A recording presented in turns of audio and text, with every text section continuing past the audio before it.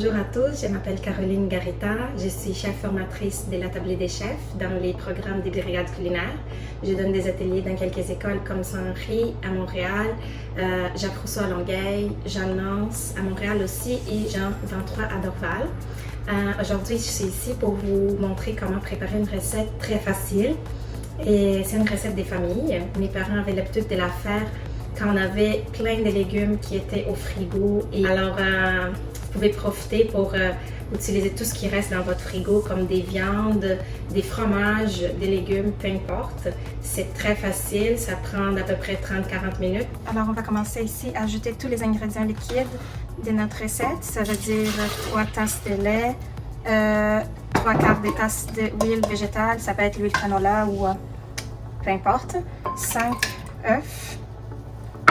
Et on va mélanger ça dans notre grand blender. Puis on va commencer à ajouter les ingrédients ici, les ingrédients secs. Alors, je vais ajouter un peu de farine. Ce sont au total 4 tasses de farine, mais je vais ajouter petit à petit. Alors, la moitié et le restant. Ensuite, je vais ajouter aussi déjà une cuillère à table des poudres à pâte.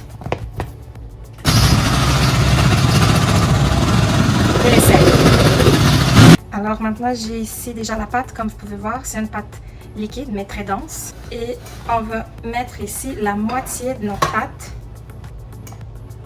seulement. Je ne dirais pas la moitié, mais comme 2/3. Je vais ajouter mes légumes maintenant. Alors je vais ajouter aussi mes courgettes. Alors ici, je vais ajouter les tomates, je trouve que ça fait beau. Ensuite, j'ai les oignons rouges aussi. Alors, je vais ajouter ici les assaisonnements, ça veut dire du sel, du poivre. Je vais ajouter ici du thym, c'est pour ça que j'ai gardé ici le thym. Voilà.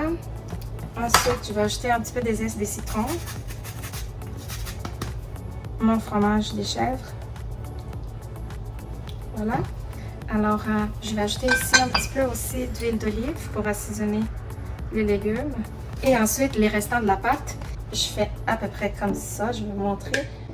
Et par-dessus, on peut mettre un petit peu de parmesan. Je vais mettre un petit peu de parmesan et on va mettre ça au four, 350 degrés pendant à peu près 30 minutes.